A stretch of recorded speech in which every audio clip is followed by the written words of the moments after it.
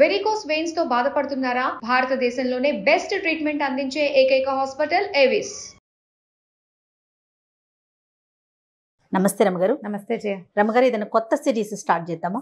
అంటే రాజులు మర్మాలు అలా ఏదో మెలికలు తిరిగిపోయి అలాంటి కథలు కాకుండా 2 పెళ్లిళ్ళు 3 పెళ్లిళ్ళు కాకుండా ఈజీగా సింపుల్ గా మనలాంటి ఒక సాధారణ వ్యక్తి కథ చెప్పుకుందాం జయ. సూపర్. అండి పరోపకారి పాపన్న ఒకటి కాదు, 5 కథలు మన దగ్గర ఉన్నాయి. ఇంకా కొత్త కథలు కనపడితే అవి కూడా చెప్తాను. కాదు రమగారు, ఏ స్టోరీకి ఆ స్టోరీ ఎండ్ అయిపోతుందా లేకపోతే కంటిన్యూ అవుతుందా? ఇది పరోపకారి పాపన్న అనేవాడి జీవితం. అతని జీవితంలో జరిగిన ఒక్కొక్క సంఘటన, అతను ఎట్లా ఇతరులకి సహాయం చేశాడు. మామూలుగా మనకు కూడా ఎక్కువ మందికి హెల్ప్లు చేసేవాళ్ళని పరోపకారి పాపన్న అంటుంటాం. అవునవును. ఇది 1950s చందమామలో వచ్చింది సిరీస్. బాగా పాత కథలే, బాగుంటాయి కథలు, సింపుల్గా ఉంటాయి కథ. ఇంతేనా అనిపించదు. ఓకే. ఇలా ఇతరులకు సహాయం చేయటం గురించి, వాళ్ళు ఎంత మంచిగా చేస్తారో కొంతమంది, వాళ్ళని తెలుసుకోవడం చాలా బాగుంటుంది అనిపిస్తుంది. నాకు మహా ఇష్టం పాపన్న కథలు. తప్పకుండా బాగుంటాయి కథలు. పూర్వం ఒక రామాపురం అనే ఒక చిన్న ఊళ్ళో ఒక తల్లి కొడుకు ఉండేవాళ్ళు. తండ్రి లేడు. అయితే ఆవిడ కొంచెం పెద్ద వయసులోనే పిల్లాడు పుట్టాడు. కాస్త ఆవిడ పెద్దది, పిల్లాడు చిన్న పిల్లాడు. వాడిని అందరూ పాపన్న అని పిలిచేవాళ్ళు. పాపాయి, పాపోడు అలా పిలుస్తుంటారు కొన్ని ఊళ్ళలో. ఆ పాపోడే పాపన్న అయ్యాడు. అయితే ఈ పాపన్న ఏంటంటే కొంచెం అమాయకుడు, మంచివాడు.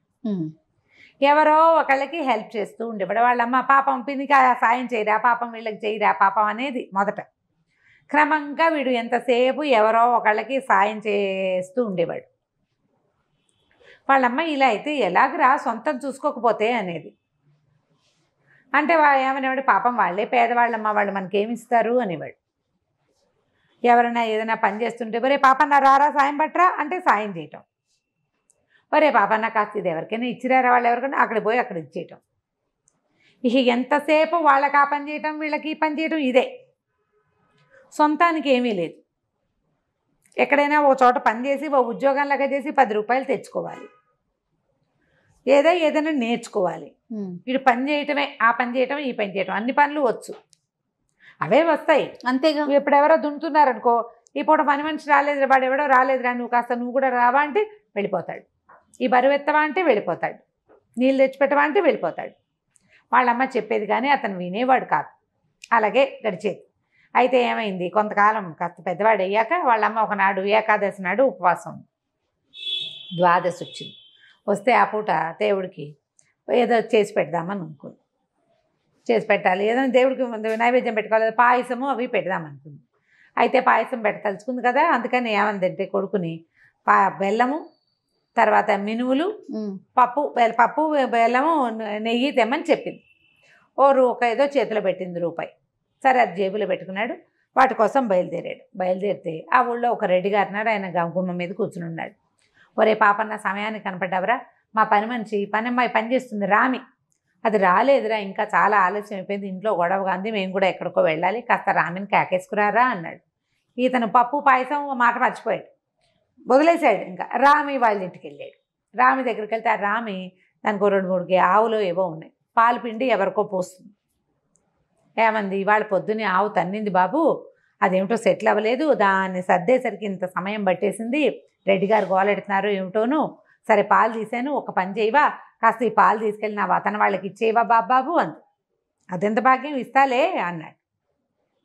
బాగానే ఉందిగా, రెడ్డి గారి పని అయ్యింది, రామి వెళ్ళిపోతుంది, ఆయనకు తొందర కదా, పోనీ రామి పని అవుతుంది, పాలు మనం ఇచ్చిస్తే సరిపోతుంది. పాలు పుచ్చు బయలుదేరాడు. పాలు పుచ్చుకెళ్తుంటే పురోహితుడు కనిపించాడు, ఆ ఊరు పురోహితుడు. ఆయనేమో ఏదో పెద్ద బరువు మోసుకొస్తున్నాడు. అబ్బా పాపడా భలే కనపడ్డావురా సమయానికి, కాస్త ఈ బరువు మోసిపెట్టరా నాయన, కాస్త దీన్ని తీసుకెళ్ళట్టు కన్నం గారి ఇంటి వైపు పెట్టవా అనేసరికల్లా, అయ్యో దాందేముంది స్వామి, అదే అలాగే అని ఆ పాల వాళ్ళకి పాలు పోసేసి ఈ బస్తా ఎత్తుకున్నాడు. ఈయన దగ్గర నుంచి సంచులు ఏవో బరువులు ఉన్నాయి, దేవాలయానికి కావాల్సిన సామాన్లు. సరే అవన్నీ మోసుకుంటూ కరణం గారి వీధిలోకి వెళ్ళాడు ఆయనతో పాటు. తీరా అక్కడికి వెళ్ళేసరికల్లా కరణం గారు కనపడ్డారు. ఒరే వంట అయిపోవచ్చింది, కానీ బియ్యం కావాలి, బియ్యం కొట్లో చెప్పొచ్చాను, ఓసారి నాతో రా, ఇవాళ పనివాడు రాలేదు, బియ్యం బస్తా పట్టుకోద్దు కానీ అన్నాడు. బియ్యం బస్తా ఆయనతో పాటు వెళ్ళి బియ్యం బస్తా మోసుకొచ్చాడు. వంట అయిపోయింది వాళ్ళ ఇంట్లో. వాళ్ళు ఏమన్నారు, అన్నం తినేసి వెళ్ళాను. అట్లా అన్నాలు పెట్టేవాళ్ళు, వాళ్ళు ఏమీ ఇవ్వకపోవటం కాదు, శ్రమకి తగిన డబ్బు కాదు, కానీ ఆ సమయానికి ఏదో ఇచ్చేవాళ్ళు. సరే వాళ్ళ ఇంట్లో అన్నం తిన్నాడు, పొట్ట నిండిపోయింది కదా. ఇలాగే వాళ్ళకి వీళ్ళకి సాయం చేసుకుంటూ 3 అయ్యేసరికి ఇల్లు చేరాడు. వాళ్ళ అమ్మంది, ఒరే పప్పు పాయసం పాలు నెయ్యి పప్పులు ఏవిరా అంది. ఈవిడ బెల్లము మినపప్పు నెయ్యి చెప్పింది. ఏవి అయ్యేసరికల్లా అమ్మ అయ్యో ఇలా రకరకాల పనులలో ఉండిపోయానంటే వాళ్ళ అమ్మ కేకలేసింది, ఒరే ఇందేం పిచ్చిరా, ఇంత పరోపకారమా, ఉండొచ్చు తన్ను మాలిన ధర్మం చేస్తే ఎట్లా, నీ పని మానుకుని, నీకు పని లేదనుకో పోని, నేను చెప్పా కదా, అయినా సరే నువ్వు వెళ్ళిపోయావు చూడు అని కేకలేసింది. సరే ఆవిడకి విసుగు పుట్టింది, వీడిని ఎక్కడైనా పెట్టాలి, ఏం చేయాలని కరణం గారిని పురోహితుడిని ఆ ఊళ్ళో ఉన్నారు కదా పెద్దవాళ్ళని, పిల్లాడు దారి తప్పిపోతున్నాడండి, ఏదో పనులు చేసుకుంటూ తిరుగుతూ ఉంటాడు, చెరువుకి వెళ్తాడు చేటకెళ్తాడు, నేను ఏదో ఒకటి చెప్పండి వీడికి అనేసరికల్లా ఆయన వాళ్ళు ఏమన్నారు బాగా ఆలోచించి, కోణంగిపురం అనే ఒక ఊరుంది మనకు దగ్గర ఊరు, 2 ఊళ్ళ అవతల, అక్కడ ఒక మంచి గురువు గారు ఉన్నారు, ఆయన దగ్గరికి పంపిస్తే చదువుకుంటాడు, పిల్లాన్ని చదివించు, చదువుకుంటే వాడికి వచ్చే తెలివితేటలు వస్తాయి, అమాయకుడు ఇప్పుడు ఏ పని చెప్పినా చేసేస్తాడు. అబ్బాయి నాకు కుదరదండి ఇలాంటి సమాధానం చెప్పడానికి రాదు, అందుకని అక్కడ పంపమన్నారు. సరే ఈవిడేం చేసింది, అలాగేనని కాస్త వీడు సంచికించి సర్దింది. పాపన్న కూడా ఆసక్తే, చక్కగా వేరే ఊరు వెళ్ళొచ్చు, వేరే మనుషులు చూడొచ్చు అని ఒప్పుకున్నాడు. వెంబడి పెట్టు తీసుకెళ్ళి ఏం చేసింది, ఆ కోణంగిపురానికి వెళ్ళారు. ఆ గురువుగారి ఇంట్లో చూసేసరికల్లా గురువుగారు బాగానే ఉంది, అట్లాగేనమ్మా వదిలిపెట్టు చెప్తాలే చదువు అన్నాడు. ఒక్క పూట గడిచేసరికి ఆయనకు అర్థమైంది వీడికి మహాపనుల పిచ్చి, పైగా పరోపకారం పిచ్చి. పరోపకార పుణ్యాయ పాపాయ పరపీడనం అని ఒక శ్లోకం, అది వీడి కంఠతా వచ్చు.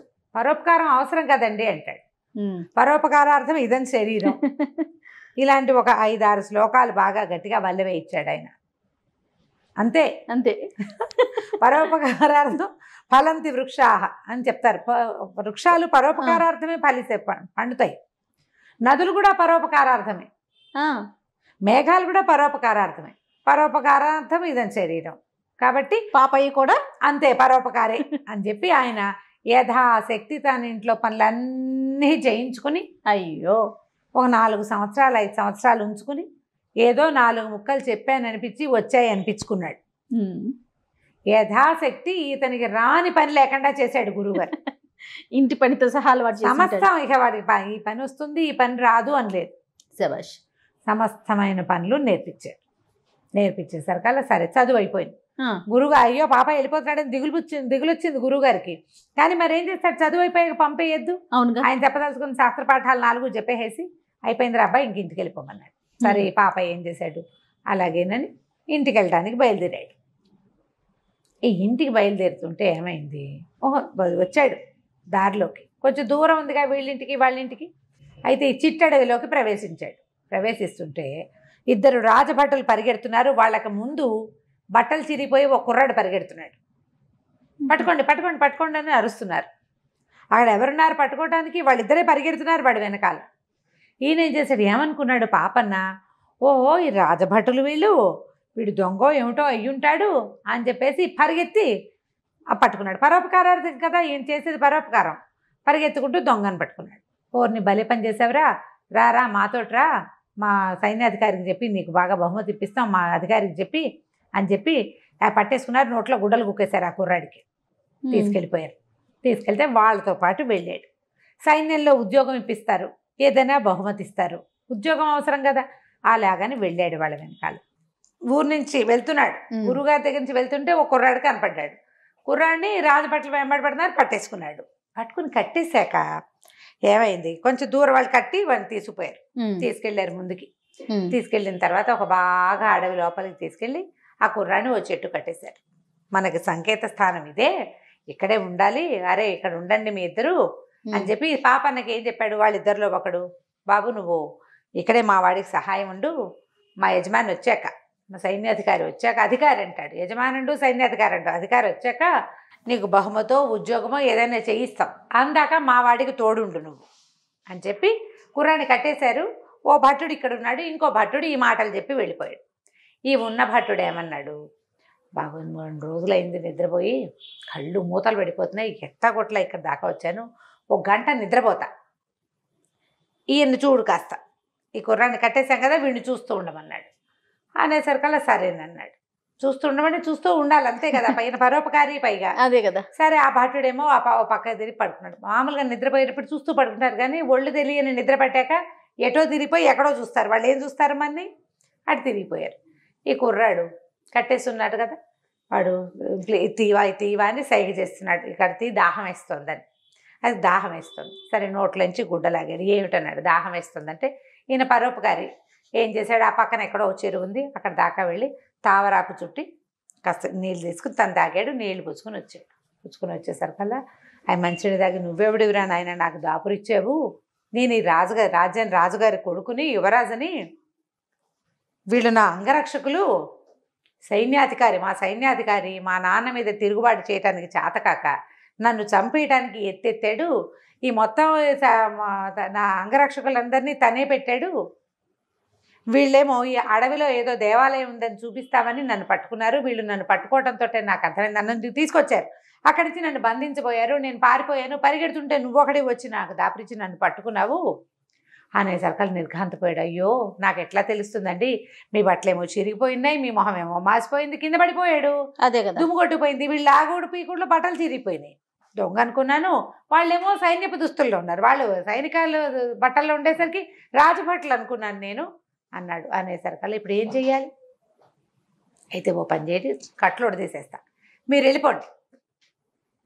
వెళ్ళిపోండి నేను ఇక్కడ ఉంటానన్నాడు. ఆ కుర్రాడు అన్నాడు, అది కాదు నువ్వు ఇక్కడ ఉండిపోతే వీళ్ళని చంపేస్తారేమని. అబ్బాయి వాళ్ళు నన్ను ఏం చేయలేరండి, నాకు చాలా బలం ఉంది, చిన్నప్పటి నుంచి పని చేస్తున్నాను, నా సంగతి నేను చూసుకుంటా, రెడ్ హ్యాండెడ్గా పట్టుకుందాం వీళ్ళని, కాబట్టి మీరు వెళ్ళిపోయి సైన్యాన్ని తీసుకురండి, సైన్యాధికారి పెట్టిన వాళ్ళని ఎవరిని తేకూడదు, పాత వాళ్ళని తెచ్చుకోవాలి, తండ్రికి చెప్పి తేవాలి అని చెప్పి రాజకుమారుడిని ఊడదీసేసాడు పాపన్న గారు. ఆ కుర్రాడేమో పరిగెత్తుకుంటూ వెళ్ళిపోయాడు. ఈ వెళ్ళేసరికల్లా ఏమైంది, ఈ పడుకుని ఉన్నాడుగా, పాపన్న ఏం చేశాడు, మళ్ళీ పోయి కాసిన మంచినీళ్ళు తెచ్చుకుని మంచినీళ్ళు తాగి మళ్ళీ ఓ తామరాకు పొట్లం చుట్టి నీళ్లు పట్టుకొచ్చి ఓ చోట గుర్తుగా అట్లా పెట్టాడు పడిపోకుండా. సరే కాసేపట్లో ఏమైంది, ఇంకా కాసేపు గడిచింది.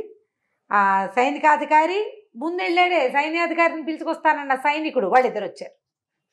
వచ్చేసరికల్లా అటు ఇటు చూస్తే ఇటువడబోయ్ అన్నాడు, ఇతనేనండి నేను చెప్పిన వాడు అన్నాడు. కుర్రాడేడి లేడు, వీడేమో పడుకుని నిద్రపోతున్నాడు, రెండో వాడు వాడు తను తన్నారు, లేపారు. ఏడురా కుర్రాడంటే నాకేం తెలుసు నేను పడుకున్నా అంటాడు. అనేసరికల్లా నాకు తెలియదండి, వీడు లేస్తున్నాడు లేవబోతాడేమో అని మంచినీళ్ళు తెద్దామని దాహం వేసి వెళ్ళాను అంతే, నాకైతే తెలీదు, వీడే పంపేశాడేమో అంటారు వాళ్ళిద్దరు. వాడిని పంపేసేవాడిని అయితే పట్టుకునేందుకు అప్పచెప్తా మీకు, నేనే కదా పట్టుకున్నా, అతను మీ చేతుల నుంచి తప్పించుకున్నాడు, బాగా 4 బారల దూరంలో పరిగెడుతుంటే నేను బలశాలిని ఒక లంఘించి కుర్రాన్ని పట్టుకున్నా, అతనే ఊడదీసేసుకుని ఉండుంటాడు. అప్పుడు ఏమైంది, సైన్యాధికారి రాగానే ఏమన్నాడంటే, అరే ఒక్క వేటికి తెగేసేయండి రా, కట్టేసిన వాడి తల చెరుకోమాన్యం ఇస్తానన్నాడు. వాడి తల తెగిపోవాలి, కట్టేసిన వాడి తల తెగిపోతే ఇద్దరికి చెరుకోమాన్యము ఇస్తాను అన్నాడు.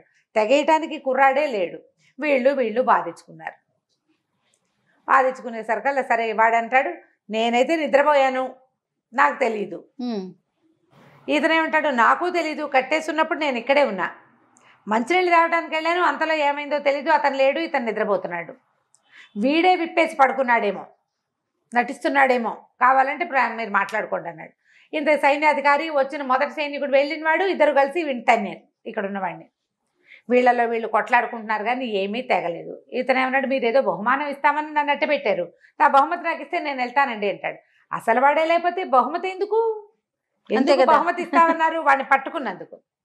నా సమయం వృధా కదండి, మరి ఇంతసేపు ఇక్కడ ఆపారు అనవసరంగా, ఎంతసేపు ఆగాను, ఒక పూటంతా పోయింది మీకింది. రాజుగారి దగ్గరికి వెళ్తే కనీసం ఉద్యోగం అన్నా దొరికేది, మీరేదో ఉద్యోగం ఇస్తారు డబ్బు ఇస్తారంటే 2 ఇవ్వలేదు. ఈ డిస్కషన్లో ఎంత టైం గడిచిపోయిందో. అటు ఇటు చూశారు, ఎక్కడా ఏమీ జాడలు లేవు.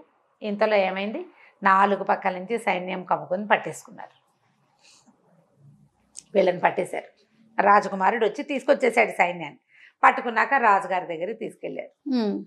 తీసుకెళ్ళాక ఏమైంది, ఇప్పుడు పాపన్న ఏం సాక్ష్యం చెప్తాడు, అక్కడ ఏం జరిగిందో చెప్పాలి. ముందో కుర్రాడు పరిగెత్తాడు, అతని వెనకాల 2 సైనికులు ఉన్నారు, అతను దొంగ అనుకుని పట్టుకున్నాను, తీరా కట్టేశాక తెలిసింది అతను రాజకుమారుడని. అయితే ఈ సైన్యాధికారి ఏమన్నాడు, కాదు ఎవరో కట్టేశారు, నేను విడుదల చేయడానికి అబ్బాయి గారిని విడుదల చేయడానికి వచ్చానంటాడు. ఇప్పుడు పాపన్న సాక్ష్యం చెప్పాలి. కాదు, సైన్యాధిపతి రాగానే కట్టేసిన వాడిని నరికేయండి, చెరుకోమాన్యం ఇస్తానని అన్నాడు. ఇప్పుడు సైన్యాధికారి కట్టేసింది, ఇద్దరు సైనికులు కట్టేశారు. వాళ్ళిద్దరికి శిక్ష ఇస్తే సరిపోతుంది, సైన్యాధికారి తప్పించుకోవచ్చు. అతని మీద ఎలిగేషన్ ఏం లేదు, అభియోగం లేదు కదా. అభియోగం ఏమిటి? నువ్వు కట్టేసిన వాడిని నరికేస్తే 2 మాన్యాలు ఎందుకు ఇస్తానన్నావు అంటే ఎవడో కట్టేసి ఉన్నాడని, కట్టేసిన వాడు ఫలానా అని నీకు తెలుసు అనమాట అని చిత్రవధ చేశారు అతను. మొత్తానికి అతను బయట పెట్టాడు. రాజకుమారుని సంహరించి ఇది కొట్టేయడానికే ఈ ఎత్తు వేశాను అని. సరే, రాజుగారు చాలా మెచ్చుకున్నాడు. చాలా మంచివాడు పోయి, నువ్వు వాళ్ళకి సహాయం చేసావు, మాకు సహాయం చేసావు. తొలిగా తప్పించుకున్నాడు అనుకో రాజకుమారుడు, మొదటిసారి తప్పించుకుంటే సైన్యాధిపతికైనా దొరికిపోయేవాడు. వాళ్ళు ఏ కత్తో విసిరిస్తే చచ్చేపోయేవాడు. నువ్వు పట్టుకోవటం మాకు మేలే జరిగిందని రాజు చాలా మెచ్చుకున్నాడు. తమ దగ్గర ఉంచుకున్నారు. ఉద్యోగం చేయమన్నారు. ఏదైనా ఉద్యోగం ఇస్తామంటే రాజుగారు అబ్బాయి పాపనే ఉన్నాడు, నేను చదువు అయ్యాక మా ఇంటికి వెళ్ళలేదండి, మా అమ్మని చూసొస్తానంటే వీళ్ళు ఏమన్నారు, పల్లెటూరు వాడు, ఏదో చిన్న బతుకువాడని రాజుగారి అబ్బాయి 1000 మొహరీలు ఇచ్చాడు ఇతనికి. రాజుగారు రాజముద్ర ఉన్న సంచిలో పోసి ఆ సంచిని 1000 రూపాయలు, 1000 మొహరీలు అంటే అంతంత నాణేలు అవి ఇచ్చి చేతిలో పెట్టాడు. జాగ్రత్తగా వెళ్ళు, ఎవరైనా సహాయం ఇమ్మన్నావా అంటే నాకెందుకండి సహాయం, నా దగ్గర ఏముంది, వెయ్యేగా, అంతకైతే వాళ్ళకే ఇచ్చేస్తా అంతే, పర్వాలేదు నేను వెళ్తాను అన్నాడు. రాజకుమారుడు పదే చెప్పాడు, నువ్వు వెళ్ళాక మీ అమ్మకి అప్పులు సప్పులు ఉంటే అవి తీర్చి మీ అమ్మని తీసుకుని రా, మా దగ్గరే ఉద్యోగం చేద్దు కానీ, నా దగ్గరే ఉందు కానీ అని పదే చెప్పాడు. సరేనన్నాడు. సరే, ఆ మొహరీలు సంచి పుచ్చుకుని కొంచెం ఏదో 1-2 బట్టలు ఏమున్నాయి అతని దగ్గర, 2 పూటలు అక్కడే హాయిగా గడిపి తర్వాత ఊరు బయలుదేరాడు. వెళ్తున్నాడు. ఊరు వెళ్తుంటే ఏం కనపడింది, ఒక దూరంగా ఒక చెట్టు మీద, ఒక చెట్టు దగ్గర ఒకడెవడో తాడేసి కడుతున్నాడు. తాడు ఎందుకు వేస్తున్నారు అని ఆలోచించాడు. సాధారణంగా తాళ్ళు అవి ఎవరు కడతారు, ఉయ్యాలలు అవి కట్టుకుంటారు, ఏదైనా వస్తువులు వెళ్ళాడతారు, ఉట్లు కడతారు. ఇది నట్టడవి, పిట్ట సంచారం లేదు. అయ్యో వీడెవడో ఊరు పోసుకుంటున్నాడు ఏమిటోనని పరిగెత్తుకుంటూ వెళ్ళాడు. ఆగాగు, చచ్చిపోవద్దు, ఉండు అని పరిగెత్తేసరికల్లా తీరా ఒక దౌర్భాగ్యుడు ఎవడో అక్కడ ఊరి పోసుకుంటున్నాడు. అడిగాడు, ఎందుకు ఊరి పోసుకుంటావు ఏమిటంటే, అయ్యో నాకున్న కష్టాలు అన్నీ కాదండి, చాలా కష్టాల్లో ఉన్నాను నేను, ఎంత ఇబ్బందుల్లో ఉన్నానో చెప్పరాని బాధలు ఉన్నాయి నాకు, మరి నేను అందుకే చచ్చిపోదలుచుకున్నాను అంటే, ఏమిటి నాయనా అంత కష్టం ఏమిటో చెప్పంటే, నాకు 300 వరహాలు కావాలండి, 300 ఉంటే నేను బతికేయగలుగుతాను, 300 వరహాల అప్పులు, అవి తీరిస్తే కానీ మా ఊళ్ళోకి నన్ను అడుగు పెట్టనివ్వరు, నాకు చాలా బాధలు ఉన్నా, నా వల్ల కాదు, అందుకని చచ్చిపోదలుచుకున్నాను అనేసరికల్లా ఈయనేమన్నాడు, సంచి తీసి 300 లెక్క పెట్టాడు. ఇదిగో 300 వరహాలు తీసుకో, చచ్చిపోవద్దు, బతుకు హాయిగా అనంగానే ఇతను ఏం చేశాడు, 300 వరహాలు ఇవ్వగానే ఆ డబ్బు ఇట్లా గావంచాలో మూట కట్టుకున్నాడు, ఉత్తరీయాల్లో గబగబా మూట కట్టుకుని పరిగెత్తుకుంటూ వెళ్ళిపోయాడు. ఈ పాప నాకు అర్థం కాదు, నేను నీకు సహాయం చేస్తానన్నా, డబ్బులు ఇస్తే వాడు ఎందుకు పారిపోతున్నాడు, వాడు ఎందుకు పారిపోవాలి, అక్కడి నుంచి ఉండి మాట్లాడచ్చు కదా, దానికి అర్థం కాలే. సరే ఏమైటో లేని అటు ఇటు చూసేసరికి అలా చెట్టు కింద ఒక చిన్న మూట కనపడింది. అయ్యో వీడు ఎందుకు పరిగెత్తాడో, అసలు ఇతనికి ఇంకా ఏమీ పూర్వాపరాలు కనుక్కోలే, నీదే ఊరని, పెళ్ళయిందా అని, అదా ఇదా బాగా కనుక్కుని సహాయం చేస్తాడు. ఇతనికి అట్లా కాదు, అడగంగానే చేసేసే గుణం పాపం. చూస్తే చెట్టు కింద ఒక మూట, చిన్న మూటే, బట్టల మూట, అది ఊడదీస్తే కొత్త బట్టలు ఉంటాయి. ఆ బట్టలు ఎలాంటివి, ఇప్పుడు చచ్చిపోతానన్న వాడు ఉన్నాడు చూసావా, వాడు వేసుకున్న బట్టలు లాంటిదే ఇంకో జత ఉంది అందులో. ఈ పాపని ఏమనుకున్నాడు, ఎప్పటి నుంచో ఈ పాత గుడ్డలతోటి ఉన్నాను అని చెప్పేసి ఆ గుడ్డలు విడిచి అక్కడ బారేసి ఆ సంచిలో ఆ మూటలో ఉన్న బట్టలు వేసుకున్నాడు. వేసుకుని ఈ 300 ఇచ్చేసి మీరు 700 ఉన్నాయి కదా, ఇవి పుచ్చుకుని ఊరి వైపు నడవటం మొదలుపెట్టాడు. నడుస్తుంటే ఏమైంది, ఇంతలో వెనక నుంచి ఎవరో రాళ్ళు పెట్టి కొట్టేశారు అతను. గట్టిగా తగిలేసినాయి దెబ్బలు. ఇప్పుడు దూరం నుంచి ఇంత రాయి వేసి కొట్టే భలే సర్రమని తగులుతుంది. ఆ కొట్టేసరికల్లా హదిరిపడ్డాడు. 2వ రాయి 3వ రాయి తగిలేసరికల్లా తలకాయ తిరిగిపోయి పడిపోయాడు. సరే, పడిపోవటం ఏమిటి, ఆ పక్కనే డబ్బులు మూట కూడా పడిపోయింది, అతని చేతిలో ఉంది, పక్కన రెండుకి పెట్టుకున్నట్టు పడ్డాడుగా. ఆ వాడు పరిగెత్తుకుంటూ వచ్చి ఆ కొట్టిన వాడు ఆ మూట తీసుకుని పారిపోయాడు. ఇంతకీ ఆ మూటని దొంగిలించుకుని పారిపోయిన వాడు ఎవడో కాదు, ఇంతకుముందు ఇతనితో 300 సహాయం చేయబడిన వాడే. ఇతని దగ్గర డబ్బులు ఉన్నాయని తెలిసింది కదా, ఇంకా డబ్బులు ఉన్నాయని వాడే. ఆ డబ్బుల కోసమే వాడు అది తలకాయ పగలగొట్టేసి ఓడి దుర్మార్గుడు ఆకని ఇచ్చి ఈ డబ్బులు పుచ్చుకుని పారిపోయాడు. ఇప్పుడు దీనికి పూర్వకథ ఏమైందంటే, ఎవడైతే కుర్రాడు సూసైడ్ చేసుకుంటున్నాడని డబ్బులు ఇచ్చేసాడు పాపన్న కదా, ఆ శ్యామన్న వాడి పేరు. ఆ శ్యామన్న ఏంటంటే వాడికి ఒక కథ ఉంది. వాడు ఏమిటి, కొంచెం తొందరగానే పెళ్ళయింది, తండ్రి లేడు, తల్లి వాడు. అయితే వీడికి ఏంటంటే కొంచెం చుట్టుపక్కల అప్పులైనాయి. పెళ్ళయింది కానీ పిల్లని కాపురానికి తెచ్చుకోలేదు. పాత రోజుల్లో అలా చేసేవాళ్ళు కదా. అత్తమావ ఎంతసేపు ఉత్తరాలు రాయించారు, కబుర్లు పంపిస్తుంటారు, పిల్లని కాపురాన్ని తీసుకెళ్ళండి అని. కానీ వీళ్ళు ఆ పని చేయలేదు. వాళ్ళ అమ్మ కూడా శత పోరుతుంది, కాపురాన్ని తెచ్చుకుందాం పిల్లని తెద్దానరా అని. వీడికి ఇక్కడ అప్పులు ఉన్నాయి. ఈ బాకీలు వాళ్ళు ఒత్తిడి తెచ్చేస్తున్నారు. వాడికి ఉన్న చిన్న ఇల్లు కూడా స్వాధీనపరచుకోవడానికి. వీడికి ఉన్న బాకీలు వాళ్ళ అమ్మకి తెలియదు. వాడు ఏదో ఆటకాయతనానికి చేసిన బాకీలు, ఆటలకి వాటికి వీటికి అక్కడికి ఇక్కడికి వెళ్ళడానికి బాకీలు చేశాడు. సంపాదన లేదు, బాకీలు ఎలా తీరుతాయి? అవును. దాంతో వాడు చాలా విసిగిపోయి ఉన్నాడు జీవితం మీద. కానీ వాళ్ళ అమ్మకి బాకీ సంగతి తెలియక వాడిని బలవంత పెట్టి అత్తారింటికి తోలింది. తీరా వీడేమనుకున్నాడు, వెళ్ళి అత్తారింటికి ఓ పూట నుండి వచ్చేద్దాం అనుకుంటే వాళ్ళు 2-3 రోజులు ఉంచి 2 బట్టలు కుట్టించి ఇచ్చి పెళ్ళాన్ని బలవంతంగా పంపేశారు అతనితోటి. తీసుకెళ్ళిపోవాల్సిందేనని. ఇక ఏమీ చేయలేక వాళ్ళు ఇచ్చిన బట్టల్లో ఓ జత కట్టుకుని మీ 2వ బట్టలో అతను చిన్న మూట చేత పుచ్చుకుని భార్యను వెంబడి పెట్టుకొచ్చాడు. వస్తుంటే దారిలో ఏమనిపించింది, పెళ్ళాన్ని ఇంటికి తీసుకెళ్తే రూపాయి సంపాదన లేదు. బాకీలు వాళ్ళు వచ్చి ఇంటి మీద పడితే పెళ్ళా ముందు పరువు పోతుంది. బాకీ తీర్చడానికి వేరే దారి లేదు. అందుకని అతను ఏమనుకున్నాడు, చచ్చిపోదాం అనుకున్నాడు. వాడు సూసైడ్ చేసేసుకోవాలి, ఊరేసుకుందాం అనుకున్నాడు. ఈ భార్య తను సాయంకాలం వేళే బయలుదేరి చీకటి పడే వేళకి ఈ చిట్టడవిలోకి చేరి ఓ చెట్టు కింద పడుకుని నిద్రపోయారు. పెళ్ళాం నిద్రపోతోంది. ఇతను ఏం చేశాడు, లేచి ఈ సూసైడ్ చేసుకోవడానికి వచ్చేసాడు. ఆ అమ్మాయి అక్కడెక్కడో ఉంది. వీడు బాగా ముందుకు నడిచి వచ్చాడు. అక్కడ మన పాపన్న అతను చూశాడు. ఈయన పరోపకారార్థం ఇతని శరీరం అంటాడు కదా, డబ్బిచ్చాక ఆ డబ్బులు పుచ్చుకున్నాక ఇతనికి ఏమనిపించింది, డబ్బులు ఇచ్చినట్టే ఇచ్చి తను ఉరి మానేయంగానే డబ్బులు లాక్కుంటాడేమోనని పరిగెత్తి పారిపోయాడు. పారిపోయిన తర్వాత వాడికి ఏం ఊహొచ్చింది, మనకి ఇంత డబ్బు ఇచ్చాడు, 300 వరహాలు ఇచ్చేసాడు, 300 పట్టుకెళ్ళాడు, తీసేసుకున్నాడు. అతని దగ్గర ఇంకా డబ్బులు ఉన్నాయి, లెక్క పెడుతున్నాడు కదా, లెక్క పెట్టి కదా 300 తీసి ఇచ్చాడు.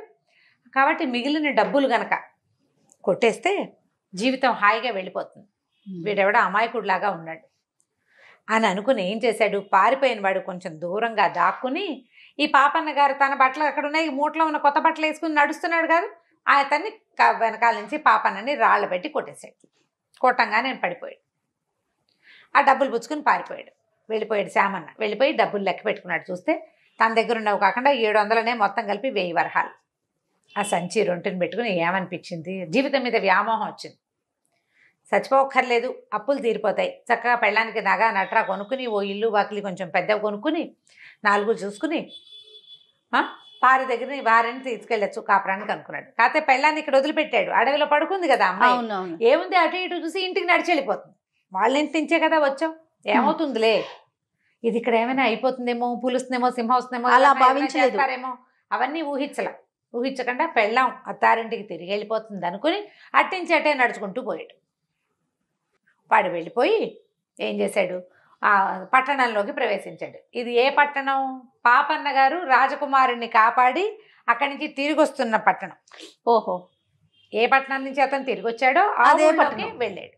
వెళ్ళి ఏం చేశాడు, నగలు బేరం ఆడడం కోసం బంగారపు కొట్టులోకి వెళ్ళాడు.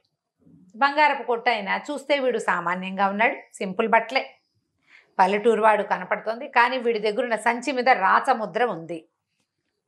డబ్బుల సంచికి, రాజుగారు ఇచ్చిన డబ్బుల సంచికి ఒక ప్రత్యేకమైన ముద్రలు ఉంటాయి. ఆ ముద్ర చూసేసరికి డౌట్ వచ్చింది, వీడెవడికో ఎట్లా వస్తుంది సంచి, పైగా రాజుగారి సంచి అంటూ ఒకటి ఎవరింటికైనా వస్తే వాళ్ళు అందులో ఏమైనా బియ్యపిండి పోసి శనగపిండి పోసి ఎవరికి ఇవ్వరు, అది అసాత్పరంగా దాచుకుంటారు. దాంతో ఇతను ఏం చేశాడు, రక్షక భట్లకు కబురు చేశాడు, నా దగ్గరికి నగలు కొనడానికి వచ్చిన ఒకటి దగ్గర రాజముద్ర ఉన్నటువంటి డబ్బుల సంచి ఉంది అని. వాళ్ళు వచ్చి సైనికులు వీడిని పట్టుకున్నారు. పట్టుకోగానే ఈ సంచితో సహా తీసుకుపోయారు రాజుగారి దగ్గరికి. రాజుగారు పరిశీలించి చూశాడు, అది ఏమిటి, నిన్న సాయంత్రం మనం పాపన్నకి ఇచ్చిన సంచి, 1000 వరహాలు ఇచ్చాం, లెక్కెట్టారు, 1000 వరహాలు ఉన్నాయి. ఈ శ్యామన్నకి ₹1 ఖర్చు పెట్టే అవకాశం కూడా రాలా. అందులో తొలుత 300 తీసుకున్నాడు, తర్వాత మొత్తం సంచి లాక్కున్నాడు. ఏం చేసుకుంటాడు, రూపాయలు కొనాలి ఏదైనా. బంగారపు కొట్టుకు వెళ్ళాడు తొలిగా, అక్కడ దొరికిపోయాడు. లెక్క పెట్టంగానే రాజుగారు అడిగారు, ఈ సంచి నీ దగ్గరికి ఎక్కడ వచ్చిందంటే ముందు నాదేనన్నాడు. తర్వాత భటులను చూసి భయపడి, అబ్బే కాదండి, ఎవరో ఒక ధర్మాత్ముడు దానం చేశాడు. దానం చేస్తే ఎట్లా దానం చేస్తాడు, సరే ఏ ఊరు నీది అంటే వీడు తన సొంత ఊరు పేరు చెప్పకుండా వేరే ఊరు చెప్పాడు. నీకు దానం చేసిన ఆయన నీకు ఎక్కడ దానం చేశాడు అంటే ఎక్కడ దానం చేశాడో చెప్పాలా, వేరే చోట పేరు చెప్పాడు. పాపన్న ఎక్కడికి వెళ్ళాడు, తన ఊరు వెళ్ళాడు. ఆ ఊరికి వెళ్ళే దారి రూట్లో ఏమేమి ఊళ్ళు వస్తాయి, ఆ ఊళ్ళల్లో వీడు చెప్పిన పేరు లేదు. ఇదేమో పాపన్నకి ఇచ్చిన సంచి. దాంతో వీడు అబద్ధాలన్నా చెప్తూ ఉండాలి. ఎవరో ధర్మాత్ముడు దానం చేస్తే 100 ఇస్తాడు, 50 ఇస్తాడు, 10 ఇస్తాడు, మొత్తం ఎందుకు 1000 వరహాలు ఇచ్చేస్తాడు. సరే ఆ సంచి దగ్గర పెట్టుకున్నారు. వరే వీడిని కొట్ల పడేంట్రా, పాపన్న ఊరు వెళ్ళాడో లేదో కనుక్కోండి అని జనాల్ని పంపించారు. పాపన్న వాళ్ళ ఊరు అన్ని వివరాలు వీళ్ళ దగ్గర ఉన్నాయి, చెప్పాడు కదా వాళ్ళకి. సరే ఇంతలో ఏమైంది, ఈ కథ ఇలా వెళ్ళిపోయింది. ఈ అడవిలో పాపన్న పడిపోయాడు. ఈ పాపన్న దగ్గరికి ఎవరు వచ్చారు, ఎవరో ఒకళ్ళు రావాలి, మనుషులు చూడాలి కదా పడిపోయిన వాడిని. ఆ దారి పెద్దగా జనాలు తిరిగే దారి కాదు. కాకపోతే శ్యామన్న భార్య గదిలో అక్కడ పడుకుంది అడవిలో. ఆ అమ్మాయిని నిద్ర లేచి చూసింది, మొగుడు అటు ఇటు ఎక్కడా కనపడలేదు. సరే ఏమనుకుంది, అయ్యో ఏమిటి ఏమైపోయింది అని అనుకుని వెనక్కి వెళ్తే పుట్టింటికి వెళ్ళిపోవచ్చు. ఆ పిల్ల ఇప్పటికి 5-6 సంవత్సరాలుగా అత్తారింటికి వెళ్ళిపోవాలని తహతహలాడిపోతాం. ఒకవేళ పొరపాటున తను ఏదో నడుచుకుంటూ వెళ్ళిపోయాడేమో, లేపైనా ఏటైనా వెళ్ళినా తన ఇంటికే కదా చేరతాడు. అందుకని అత్తారింటికే దారి వెతుకుతూ అయినా ఎవరో ఒకళ్ళని అడిగైనా, అన్ని ముందు అడవి దాటితే ఏదో ఊరు రాదు, ఊర్లో ఒక దారి అడిగి వెళ్ళొచ్చు. అందుకని ముందుకే దారి తీసి, ఈ ముందుకు తీసిన దారి ఎటు, ఎక్కడైతే శ్యామన్న పాపన్నని కొట్టిపడేశాడో అక్కడ. ఆ దూరం నుంచి నడిచిస్తుంటే చూస్తే ఎవరో మనిషి బోర్లా పడి ఉన్నట్టు కనపడుతున్నాడు. ఆ బట్టలు అమ్మాయికి తెలుసు, భర్తకి కుట్టించారు నాన్న. 2 చొక్కాలు 2 ధోవతలు కొన్నాడు. గుర్తుపట్టింది చొక్కాలు. అమ్మో నా మొగుడే పడిపోయాడని పరిగెత్తుకుంటూ వచ్చింది. ఆ పిల్ల పెళ్ళి 8-9 సంవత్సరాలు అయింది. ఆ పెళ్ళికి దానికి ఒక 10 ఏళ్ళు లేదా 9 ఏళ్ళు. ఈ భర్తని అప్పుడు చూసిందే లేదు, పెళ్ళి అయింది అంతే. ఇవి వచ్చాక కూడా కాపురానికి పంపించేటప్పుడు వీళ్ళు అవి ఇవి చేశారు. మొగుడు వైపు చూస్తే అందరు చుట్టుపక్కల నవ్వుతారు. సిగ్గుబడి ఎప్పుడు బాగా మొగుడిని పరకాయించి వాడు ఎంత పొడుగు ఎంత ఎత్తు సరిగ్గా తెలియదు అమ్మాయికి. బట్టలు తెలుసు, ఆ బట్టల్లోనే ఒకడు ఇక్కడ పడిపోయి ఉన్నాడు. చూసి కంగారు పడింది. ఏం చేసింది, చేతిలో ఏవో అవి ఇవి ఉన్నాయి, బట్టలు తెచ్చుకుందిగా, చిన్న మూట ఉంది ఆ అమ్మాయికి. అటు ఇటు చూస్తే సరే ఆ పవతలు ఎక్కడో నీళ్లునే, గబాలను కాసిన నీళ్లు బట్ట తడిపి పట్టుకొచ్చి మొహం మీద నీళ్లు జల్లి లేవదీసింది. లేవదీసేసరికల్లా ఈ లేవదీసింది ఎవరో అనుకుంటాడు, ఆయనకేం తెలుసు. అయ్యో ఇట పడిపడి అతను లేవదీసి లేచి కూర్చునేసరికల్లా సిగ్గుపడి దూరంగా నుంచుంది. పోయి మొగుడికి దగ్గరికి వెళ్తాం అమ్మాయికి అలవాట్లేదు, దూరంగా నుంచునేసరికల్లా లేచి చూసుకున్నాడు. చూస్తే తల వెనకాల బొప్పి కట్టింది. అబ్బో బొప్పి గట్టిగా కట్టిందని, ఎవరు నీళ్లు చల్లిందని చూస్తున్నాడు. అమ్మాయి నువ్వేనా నీళ్లు చల్లిందంటే తలకాయ భూమిలో పాతే సౌనది. మొహం చూపించట్లా, సిగ్గుపడుతుంది అనమాట. అమ్మాయికి సిగ్గు ఎక్కువ. అక్కడి నుంచి ఏమన్నాడు, ఈ కొట్టిన వాడెవడో నా సంచి పట్టుకుపోయినట్టున్నాడు అని చెప్పి చూసుకున్నాడు. సంచి లేదు. ఈ పిల్లకి గుర్తేమిటి, బట్టలు మాత్రమే.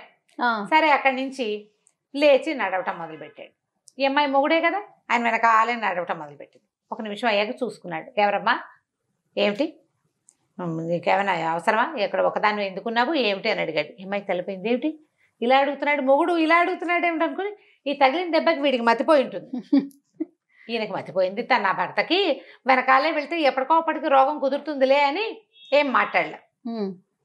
ఆయన మళ్ళీ నడుస్తున్నాం, వెనకాల నడిచేస్తుంటే ఇంకొంచెం ముందుకు వెళ్ళాక, అమ్మాయి చెప్పు నీకేమైనా సహాయం కావాలంటే చేస్తాను, పరోపకారార్థం ఏదో శరీరం అన్నాడు. అనేసరికల్లా అమ్మాయి ఏమంది, ఏడుపు మొహం పెట్టేసరికల్లా సరే మీకు ఎవరు లేరా అంటే లేరంది.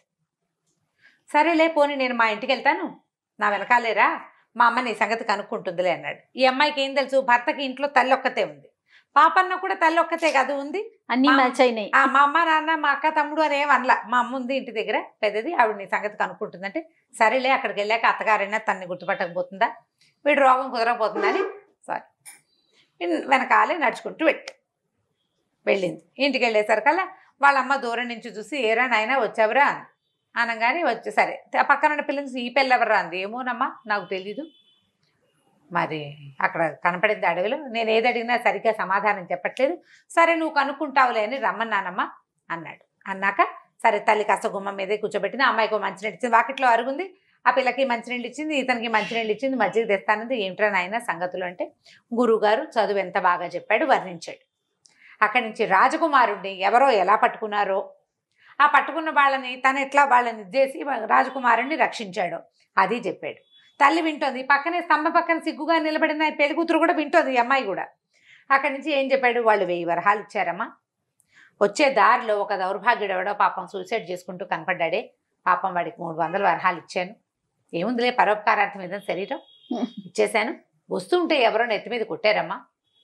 మరి అక్కడ వెళ్ళిపోయిన వాడు డబ్బులు ఇచ్చిన వాడివి బట్టలు ఉంటే కొత్త బట్టలు, వాడు సంచి ఎందుకు వదిలిపెట్టాడో తెలియలేదు. ఆ బట్టలు ఎత్తి వేసుకున్నాను. మరేమో ఎవరో నేను నెత్తి మీద కొట్టారా, 700 పోయినాయమ్మా. వాళ్ళ మంది పోతే పోయినాయి నాయన, బతికొచ్చావు అంతే అంతే చాలు. ఇదంతా వింటున్న ఈ అమ్మాయికి అర్థమైంది, ఓహో వీడు మన మొగుడు కాదు. ఓకే. అయితే ఊరి పోసుకోబోతున్నాడు, కష్టాలు చెప్పాడు, తనకి ఇబ్బందులు చెప్పాడు అని ఎవరినైతే చెప్తున్నాడో అతను తన భర్త. ఆయన బట్టలే ఈయన కట్టుకున్నాడు. కానీ ఈయన మళ్ళీ కొట్టింది ఎవరో తెలియదు. కొట్టిన వాడు ఎవడో ఉండాలి, అది ఎవరో తెలియదు. ఈ 10 నిమిషాలు కూడా గడవక ముందే రాజభట్లు వచ్చేసారు గుర్రాలు వేసుకుని. పాపన్న గారు ఇల్లు చేరాడంటే ఇల్లు చేయరాని లక్షణంగా చేయరాని అనేసరికల్లా వాళ్ళు ఏమన్నారు, మీకు రాజుగారు ఇచ్చిన డబ్బుల మూట ఏది అని అడిగారు. అడిగితే లేదు నేను ఎవరికో ఇచ్చాను, ఎవరో నన్ను కొట్టి మిగిలిన డబ్బులు పట్టుకుపోయారు అంటే ఒకడు ఆ డబ్బుల మూటతోటి డబ్బులతోటి దొరికాడు. ఓహో, దొరికాడా? ఎలా ఉన్నాడు ఏంటంటే నువ్వు వేసుకున్న బట్టలు లాంటివే వాడు వేసుకున్నాడు అని చెప్పారు. అదే చొక్కా, అదే పంచ అనగానే అప్పుడు ఈయనకి ఏం స్ట్రైక్ అయింది, ఓహో వాడే మొదట 300 ఇచ్చిన వాడే నన్ను కొట్టుంటాడు అనుకుని. వెంటనే ఈ పక్కన ఈ అమ్మాయి కూడా అర్థమైపోయింది. అతనేమో నువ్వే ఇచ్చావని చెప్తున్నాడు, తర్వాత ఏమో నేనే తీసుకున్నానంటాడు, ఏం చేస్తాను చెప్తున్నాడో నిజం చెప్పటం లేదు. అందుకని రాజుగారు వాడిని ఖైదు చేయించారు, నేను తీసుకురమ్మన్నారు. అనగానే ఇతను అమ్మాయి పద్మ వచ్చి, ఆ పిల్ల పేరు పద్మ, వచ్చి కాళ్ళు పట్టుకుంది, అయ్యా నా భర్తను రక్షించండి, నన్ను కాపురాన్ని తీసుకెళ్ళమని మా అమ్మ నాన్న చాలా బలవంత పెట్టారు, అక్కడ ఏమి చెప్పలేక తీసుకొచ్చాడు, మీ పెళ్ళాన్ని నాతో కాపురానికి మా ఇల్లు వాకిలి సరిపెట్టడం కోసమే ఇంత పని చేస్తుంటాడు, రక్షించండి మమ్మల్ని అని కాళ్ళు పట్టుకునేసరికల్లా సరే అమ్మాయి ఇక్కడ ఉండు, నేను వీళ్ళతో వెళ్ళొస్తానని వెళ్ళాడు. వెళ్ళేసరికల్లా అక్కడ ఒప్పుకున్నాడు, నేనే ఇచ్చాను పోనీలేండి పాపం పెళ్ళాం కూడా ఉంది, వాళ్ళు బతకద్దు, వాడు ఏవో కష్టాల్లో ఉన్నాడు అని డబ్బులు ఇచ్చేయటానికి ఒప్పుకున్నాడు. రాజుగారు ఎక్కిరిచ్చారనమాట, నీకు ఇచ్చిన బహుమానం ఒకటి కొంత ఇచ్చావు, కొంత వాడు లాక్కున్నాడంటే పోనీలేండి తెలియక లాక్కున్నాడు. ఈ లోపల ఆ చామన్న కూడా కాళ్ళు పట్టుకున్నాడు, బాబు నన్ను క్షమించండి, ధనాశ పడ్డాను అనవసరంగా, మీరు ఇచ్చిన డబ్బులతో సంతోషపడి వెళ్ళిపోయినా సరిపోయేది, అనవసరంగా నేను ఇంత పని చేశాను, ఈ పని పొరపాటు చేశానని కాళ్ళు పట్టుకున్నాడు. పట్టుకునేసరికల్లా సరే రాజుగారు నీ ఇష్టం అన్నారు, డబ్బులు ఇతనివి కదా మరి అంతేగా. ఇతను ఏం చెప్పాడంటే, బాబు నీ పెళ్ళాం నీ భార్య అమాయకురాలు, అమ్మాయి మొహం చూసి జాగ్రత్తగా ఉండు, డబ్బులు జాగ్రత్తగా ఏదైనా వ్యాపారం పెట్టుకో, లేదా కాస్త పొలం కొనుక్కుని బుద్ధిగా వ్యవసాయం చేసుకో, పిల్ల బుద్ధిమంతురాలు అని చెప్పి ఆ అమ్మాయిని వాడిని తన వెంట పెట్టుకుని తీసుకొచ్చి ఆ పిల్లని అతని చేతికి అప్పచెప్పి వాళ్ళ ఇంటికి పంపించేశాడు. ఆ 1000 నాణేలు వాళ్ళకే ఇచ్చేసాడు. ఊరంతా ప్రచారం అయింది వీడికి అమాయకుడు అని. మరి 1000 రూపాయలు ఎవరైనా ఇస్తారా? అదే కదా, కొట్టాడు కాబట్టి వాడికి శిక్ష పడాలి అనాలి. నేను దానం చేయదలుచుకుంది 300, మిగిలిన 700 నాకు ఇప్పించండి అనాలి. ఏమీ అనలా, పరోపకారార్థం ఇతని శరీరం అంటాడు. సరే వాళ్ళ అమ్మ ఏమనుకుంది, చదువు అయ్యి వచ్చాడు, ఏదో పని చేసుకుంటూ ఉంటాడు, రాజుగారు ఎట్లాగో ఉద్యోగం ఇస్తానన్నారు. అప్పుడప్పుడు వెళ్ళి రాజుగారు కనపడితే రాజుగారే సంబారాలు పంపిస్తాడు వీళ్ళింటికి. మరి రాజకుమారుడిని రక్షించాడు కదా, పిల్లాడికి పెళ్లి చేద్దామంటే ఆ ఊళ్ళో ఒక్కళ్ళు కూడా ఈయనకి పిల్లని ఇవ్వడానికి ఒప్పుకోలే. ఈ పాపన్నకి అమాయకుడు, ఒట్టి మట్టి బుర్ర, వీడితోటి కాపురం చాలా కష్టం. అందుకని ఎవరు పెళ్లి సంబంధం ఒప్పుకోవట్లేదు. వీళ్ళమ్మ ఏమనుకుందంటే, సరే ఇక పై ఊళ్ళలోంచి ఎవరినైనా పిల్లని చూద్దామని పై ఊళ్ళో పెళ్లి ప్రయత్నం చేయటం మొదలుపెట్టింది. సరే పక్క ఊళ్ళల్లో ఒక పెళ్లి సంబంధం ఉందని, ఆ పిల్లకి ఎవరు లేరు, అనాథ. అయితే ఒక శ్రీమంతుడు ఆ పిల్లని చేరదీసి ఇంట్లో ఉంచుకున్నారు. ఆ పిల్ల వాళ్ళ ఇంట్లో పనంతా చేస్తూ ఉంటుంది. అయితే వాళ్ళు 100 వరహాలు ఇచ్చిన వాళ్ళకి పిల్లని ఇస్తామన్నారు. ఆ పిల్లని పెళ్లి చేసుకోవాలంటే ఆ శ్రీమంతుల ఇంటికి ఒక 100 వరహాలు ఇవ్వాలి. వాళ్ళు ఆ పిల్లని పోషించారు చిన్నదేలేండి అని చెప్పి వచ్చింది ఒక సంబంధం. సరే వాళ్ళ అమ్మ ఏమనుకుంది, వరహాలకేం కొదవ, మనకి ఇప్పుడు రాజుగారి ప్రాపకం లభించింది, సరే ఒప్పుకుంది. ఈవిడ వెళ్ళి పిల్లని చూసిందో చూడలేదో సరే మొత్తానికి పెళ్ళిళ్ళ పేరై ద్వారా పెళ్లి సంబంధం కుదుర్చుకున్నారు. చుట్టుపక్కల వాళ్ళంతా ఓహో ఓహో అన్నారు. పాపన్న కూడా సిద్ధపడ్డాడు పెళ్లికి. అయితే ఇతనికి పిల్లని చూసొద్దామని ఉంది. పిల్లని చూడాలి. పిల్లని చూడాలంటే అడిగితే వీళ్ళంతా ఏమంటారో నవ్వుతారేమో అని కొంచెం సిగ్గుపడ్డాడు, మొహమాట పడ్డాడు. చిన్నవాడే కదా. అక్కడి నుంచి పురోహితుడిని కనుక్కున్నాడు. ఇతను ఏమన్నాడంటే ఆ పిల్ల పొద్దున్నే పాలు తీస్తుంది, పొద్దున పూట వెళ్తే నీకు పిల్ల కనపడుతుంది. అక్కడ పాలు తీసేది ఆ పిల్లే. వాళ్ళ వాకిట్లోకి వెళ్ళి వాళ్ళ గేట్లోకి వెళ్ళి వాళ్ళతో పెరట్లోకి ప్రయాణం చేసావంటే ఏదో మామూలు మాట్లాడడానికి వెళ్ళినట్టు వెళ్ళు, పిల్లని చూసి రావచ్చు అన్నాడు. ఆయనకి ఎవరికి చెప్పొద్దని పెళ్లి కూతురికి నగలు కొనుక్కొస్తానమ్మా అని చెప్పాడు వాళ్ళ అమ్మకి. పెళ్ళి ఉన్నది పల్లెటూరు కాదు. సరే వాళ్ళ అమ్మ కూడా సరేనంది. ఇతను ఏం చేశాడు, కాస్త బొడ్లు డబ్బులు చిన్న మూట కట్టుకుని, చిన్న మూటలు కడితే అప్పట్లో ఇంత కూడా సంచులు ఉండేవి, డబ్బులు రొంటిని పెట్టుకున్నాడు. సరే పొద్దున్నే ప్రయాణమై వెళ్ళాడు. వెళ్ళేసరికి అలా ఏమైంది, పెందరాళి వెళ్ళిపోయాడు బాగా. అమ్మాయిని తెల్లవారే చూడాలంటే పాలు తీసేది ఎప్పుడు ఏ పావు తక్కువ వరకు పాలు తీసేస్తారు. ఈయన 5 కాకుండా బయలుదేరాడు. నడిచి వెళ్ళాలి కదా. ఈ వెళ్ళే దారిలో ఏమింది, ఇంకా ఆ ఊరు సమీపిస్తూ ఉండగా ఒక అతను కింద పడి మూలుగుతున్నాడు. ఓ బండి ఉంది. ఆ బండి ఒక అమ్మాయి దిగి అతన్ని బోధారుస్తుంది. వాళ్ళిద్దరూ వలవలా ఏడు చేస్తున్నారు. అమ్మాయి కళ్ళు తుడుచుకుంటుంది. అతను అమ్మో అయ్యో అని మూలుగుతున్నాడు. అయ్యో అయ్యో మీకేం కష్టం వచ్చిందంటే పరోపకారార్థం ఇతని శరీరం అన్నారు మా గురుగారు, మీకు ఏమైనా సహాయం కావాలంటే చేస్తానన్నాడు. అనేసరికల్లా ఇతను ఏం చెప్పాడు, కాదండి మేము వేరే ఊరు ప్రయాణం అయ్యాం, ఎద్దులు లేవు, బండి నేనే లాగుతున్నాను, ఈమె బండిలో కూర్చోబెట్టుకున్నా, ఎదురు దెబ్బ తగిలిందండి, కాలు పచ్చడైపోయింది, నేనేం బండి దోసుకెళ్తాను, ఈ ఊళ్ళో ఉంటే మేము దొరికామంటే మమ్మల్ని చంపేస్తారండి, ఊరు దాటి వెళ్ళిపోవాలి అనేసరికల్లా ఇతను ఏమన్నాడు, దానిదేముంది నువ్వు కూడా బండిలో కూర్చో, నేను లాగుతాను, నువ్వు ఎక్కడికి వెళ్ళాలంటే అక్కడికి నేను తీసుకెళ్తా అన్నాడు. అనేసరికల్లా సరే ఎవరో ఒకళ్ళు సహాయం చేస్తామంటే ఒంటెద్దు బండి, దానికి ముందు భాగంలో దూరి పట్టుకుని లాగితే బండి ముందుకు కదులుతుంది. అవును. సరే ఆ అమ్మాయిని ఎక్కమన్నాడు. ఈ పిల్ల ఇతన్ని కూడా ఎక్కించాడు. ఇద్దరు వయసులో ఉన్నట్టుగానే ఉన్నారు. ఆ అమ్మాయి కొంచెం చూపులకు బాగుంది, అబ్బాయి కూడా కుర్రాడు బాగానే ఉన్నాడు, ఈడు జోడుగా ఉన్నారు.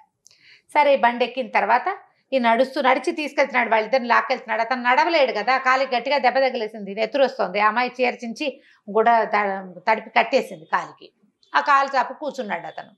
ఇతను మీరు దంపతులు అండి అని అడిగాడు పాపన్న. దంపతులు అవుదామనే బయలుదేరాం బాబు అన్నాడు. అదేమిటి దంపతులు అవ్వడానికి మీ ఇద్దరే బయలుదేరటం ఏమిటి అని అడిగేసరికల్లా ఏమన్నాడు, ఏం చెప్పాను బాబు, దీనికి అమ్మా నాన్న లేరు, మరి ఓ శ్రీమంతులు ఇంట్లో ఉంటుంది, నేనేమో వీళ్ళ పక్కింట్లోనే పని చేసుకుంటాను, సరే దీనికి పెళ్లి సంబంధాలు వస్తున్నాయి, వాళ్ళు చూస్తున్నారు, ఆయనకి 100 వరహాలు ఇస్తే కానీ పిల్లనివ్వని అంటున్నాడు, నా దగ్గర 2 వరహాలు కూడా లేవు, మేమిద్దరం ఎప్పటి నుంచో కలిసి పని చేసుకుంటున్నాం, నేను పక్కింట్లో పని చేసేదాన్ని, అది వాళ్ళ దొడ్లో పని చేసేది, ఇద్దరం కలిసి చిన్నప్పటి నుంచి ప్రేమించుకున్నాం, ఆయన ఒప్పడు. ఈ లోపల ఎవరో పెళ్లి సంబంధం ఒకటి కుదిరిపోయింది. ఈ లోపల ఆ పక్క ఊళ్ళో నుంచి ఒక పెళ్లి సంబంధం వచ్చింది, వాళ్ళు 100 వరహాలు ఇవ్వడానికి ఒప్పుకున్నారు, ఆ పెళ్లి కొడుకు కొట్టి మట్టి బుర్రట, మరి ఏం చేస్తాము, అందుకని ఆ పెళ్లి వాళ్ళు వస్తారని మేమిద్దరం కలిసి పారిపోతున్నామండి, మా తాతగారి ఊరు వెళ్ళి అక్కడ పెళ్లి చేసుకుంటాము, పెళ్ళి అయిపోయాక వాళ్ళు ఏం చేస్తారు చెప్పండి అన్నాడు. అనగానే ఈయన బండి ఆపేసి ఉంచున్నాడు. అదేంటండి ఆపేశారు, ఎవరో ఒకళ్ళు వస్తారండి అన్నాడు. అక్కర్లేదు, మీరు పారిపోవాల్సిన అవసరమే లేదు, అసలు ఈ అమ్మాయిని తీసుకుని పారిపోవటమే తప్పు, ఆయనతో మాట్లాడాలి, వాళ్ళు ఒప్పుకోరండి, ఎందుకు ఒప్పుకోరు అంటాడు ఇతను. కాదండి ఎవరో 100 వరహాలు ఇచ్చి పెళ్లి సంబంధం కుదుర్చుకున్నారంటే ఆ 100 వరహాలు ఇచ్చింది నేనే నాయన, నువ్వేం కంగారు పడక, 100 వరహాలు పెళ్లి సంబంధం నేనే అని చెప్పి బండి తిప్పి వెనక్కి తీసుకెళ్ళేసరికి ఈ లోపల ఈ అమ్మాయి ఇంట్లో లేదని కనపడలేదు, పారిపోయింది, ఎక్కడికో వెళ్ళిపోయింది, ఏదో బట్టల మూటైనా పట్టుకెళ్తారు కదా, బట్టలు పట్టుకుపోయిందని తెలిసి ఆ శ్రీమంతుడు ఆ పెద్దింటి ఆయన అటు ఇటు తిరుగుతున్నాడు కోపంగా, కొంప ముంచేసింది, ఇప్పుడు వాళ్ళు వస్తే నేనేం సమాధానంతో మాట పోయింది కదా. అవును. అక్కడి నుంచి వీళ్ళిద్దరిని తీసుకెళ్తే అవి చూడంగానే ఆయన గట్టిగా అరిచి కేకలేశాడు. ఈ పాపని అన్నాడు, ఎందుకండి కేకలేస్తారు, వాళ్ళిద్దరికి చిన్నప్పటి నుంచి ప్రేమట, హాయిగా పెళ్లి చేసుకొనివ్వండి, మీ కళ్ళ ముందే పడి ఉంటారు, వాడు పక్కిట్లో పని చేస్తున్నాడు, మీ ఇంట్లోనే చేయించుకోవచ్చు కదా హాయిగాను, చెప్పండి అన్నాడు. అనేసరికల్లా అంటే ఇప్పుడు ముందే ఏం చెప్పాడంటే నీకు 100 వరహాలు కావాలి అంతే కదా, వరహాలు నా దగ్గర ఉండే నేను ఇస్తానన్నాడు, 100 వరహాలు నేను ఇస్తాను, పెళ్లి చేసుకో, పిల్లని ఆయనకు చెప్పకుండా తీసుకెళ్ళకూడదు, వాళ్ళు పెంచారు కాబట్టి అని వెనక్కి తెచ్చేసరికల్లా ఇతను అన్నాడు, ఆయన శ్రీమంతుడు, కాదండి పెళ్లి సంబంధం కుదర్చడానికి ఏముందండి, వాళ్ళు ఎవరికో ఒప్పుకున్నాను, నా మాట పోతుంది, ఈ ఊళ్ళో చాలా పేరున్నవాడిని నేను, వాళ్ళు 100 వరహాలు ఇచ్చినా అందులో సగం ఈ పిల్లకే ఇచ్చేవాడిని, నేను మాట ఇచ్చేసే అది బాగుండదంటే మీరు మాట ఇచ్చింది మాకేనండి, నేనే పాపనని ఇందాక చెప్పలా, ఇప్పుడు చెప్పాడనమాట. ఇందాక డబ్బు ఇస్తానని చెప్పి తీసుకొచ్చాడు. అదే ఆ పిల్ల వీడిని మట్టిపుర్ర అన్నారు కదా వాళ్ళిద్దరు. పెళ్లి కొడుకు పెళ్లి సంబంధం కుదిరింది, మట్టిపుర్ర అని చెప్పారు. కాళ్ళు పట్టుకున్నారు, మమ్మల్ని క్షమించండి అని. పాపన్న అన్నాడు, మీకు 100 వరహాలు కావాలి అంతే కదా ఈ పిల్ల పెళ్లికి, ఆ 100 వరహాలు ఇదిగోండి అని నేను తీసుకోండి అని శ్రీమంతుడికి చేతిలో పెట్టాడు. డబ్బులు పుచ్చుకొచ్చాడు నగలు కొనటానికి. ఆయనకి చేతులు ఆళ్ళ. వీడికి ఒప్పుకొని ఇంకోటికి ఇచ్చి పెళ్లి చేస్తూ 100 వరహాలు ఇతని దగ్గర తీసుకోవటం ఏమిటి అనిపించింది. తప్పు అనిపించింది. ఇతను ఒప్పుకోలేదు, పాపయ్య ఒప్పుకోలేదు. కాదండి, ఒక 100 వరహాలతోటి ఒకళ్ళు జంట ఎందుకు విడిపోవాలి, శాశ్వతంగా వేరైపోతారు కదా, పర్వాలేదంటే ఆయన ఏం చేశాడు, ఆ 100 వరహాలు ఎత్తి ఆ పనిమ్మాయి చేతిలో పెట్టాడు. ఆ లక్ష్మి చేతిలో, ఆ పిల్ల పేరు లక్ష్మి, తన చేతిలో పెట్టాడు. మీ ఇద్దరు హాయిగా మీ జీవితం మీరు గడపండి అని చెప్తే ఆ శ్రీమంతుడు ఆశ్చర్యపోయాడు. ఇదేం పరోపకారం నాయన, ఎక్కడా లేని విడ్డూరం అని ఆశ్చర్యపోయాడు. కానీ వాళ్ళకి పెళ్లి చేసేయండి అంతేనన్నాడు. అంతేనా, నాకు ఇంకేముంది సరే అని అనుకుని వాళ్ళేమో లక్ష్మిని ఆ పక్కనింటి కుర్రాడు ఇద్దరు పెళ్లి చేసుకున్నారు. పాపన్నేమో ఇంటికి వచ్చేసాడు. వాళ్ళ అమ్మ లబో దిబోమని మొత్తుకుంది, ఇదేమిట్రా నాయన పెళ్లి చేసుకోమంటే, ఇవో డబ్బుకు డబ్బు పోయే పిల్లకి పిల్ల పోయే, వాళ్ళకి పెళ్లి చేసి వచ్చావు ఎట్లాగరా నువ్వు అంటే, పోనీ అమ్మా పరోపకారం కంటే ఎక్కువ ఏమిటి అంటాడు ఈయన. పాపం ఒక 100 తోటి వాళ్ళ జీవితం పాడైపోవాలా? అదే కదా, 100 వరహాలు ఎంతలో సంపాదిస్తాం? కూలీనాలు చేసుకుని రోజుకో రూపాయి కూడబెట్టినా కొన్నాళ్ళకి 100 అవుతుంది. పాపం వద్దు నాకు అలాంటి పెళ్ళి అన్నాడు. కానీ ఊళ్ళో అయిన ప్రచారం వల్ల ఇతనికి పెళ్లి సంబంధాలే రాలేదు, పెళ్ళిళ్ళు లేవు, పెళ్లి లేదు. ఏ సంబంధం అడిగినా వీడికి మేము ఇవ్వం, వీడు తెలివి తక్కువ పెద్దమ్మ. ఇందులో ఇతని మంచితనం ఎంత ఎక్కువ ఉందో ప్రజలకి తెలివి తక్కువతనంగా అర్థమవుతుంది. అది వీడు మందబుద్ధి, తెలివి తక్కువ వాడు, అవతల వాళ్ళంతా వీడిని ఎక్స్ప్లాయిట్ చేస్తున్నారు అనిపిస్తుంది కదా. దాంతో ఇక వాళ్ళ అమ్మ ఏమంది, ఇక నీ పెళ్ళి వదిరా నాయన, నాకు ఆశ పోయింది అంట మొదలెట్టి. అబ్బాయి ఏమన్నాడంటే, పాపన్న అమ్మ అట్లా కాదే, దేశాటం చేస్తాను 4 రోజులు, చదువుకున్నానా, నాకు నా చదువు కొంత రాణింపు రావాలి కదా, కొంత డబ్బు తీసుకుని దేశాటం చేస్తా, ఎక్కడైనా నాకు తగిన పిల్ల దొరికితే పెళ్లి చేసుకుంటాలే. ఈ చుట్టుపక్కల ఊళ్ళలో ప్రచారం అయింది. ఈ ఊర్లు దాటి బయటకు వెళ్తే ఎవరో ఒకరు దొరుకుతారు. రూపసీతను కొంచెం చూడటానికి బాగానే ఉంటాడు, దృఢమైన వాడు బాగా, అందుకని ఎక్కడో చోటు చేసుకుంటానులేమ్మా అన్నాడు. అనేసరికి ఇక వాళ్ళమ్మ వదిలిపెట్టేసింది. సరే వెళ్ళరా నాయన. అయితే ఏమైంది, ఇతను వెళ్తూ కూడా దారిలో ఎవరు ఏది సహాయాలు అడిగితే వాళ్ళకి సహాయం చేయటం, అడగక్కర్లా, ఎవరైనా బరువు మోసుకుంటుంటే నా చేతికి వెండి నేను పట్టుకొస్తాను, సహాయం చేస్తానండి, పరోపకారార్థం ఇదని శరీరం అంటాడు. అది ఆ బ్యాగ్ బుచ్చుకు వెళ్తాడు. అట్లా వెళ్తూ తిరుగుతూ ఉన్నాడు. వెళ్తూ ఉంటే ఒక దేవస్థానం దగ్గర ఒక పెద్ద సంత జరుగుతుంది. ఆ సంతలో బాగా తిరిగాడు, అటు ఇటు తిరిగాడు, ఏవో తినుబండారాలు ఏవో కొనుక్కున్నాడు, ప్రయాణంలోకి ఉంటాయని. అయితే ఏమైంది, ఓ కొట్టు దగ్గర కాస్త చెరుకు రసం బండి ఏదో ఉంటే చెరుకు రసం తాగుతూ కూర్చున్నాడు. ఒక ముసలాయన చాలా బరువైన సంచిని మోయలేక మోస్తున్నాడు.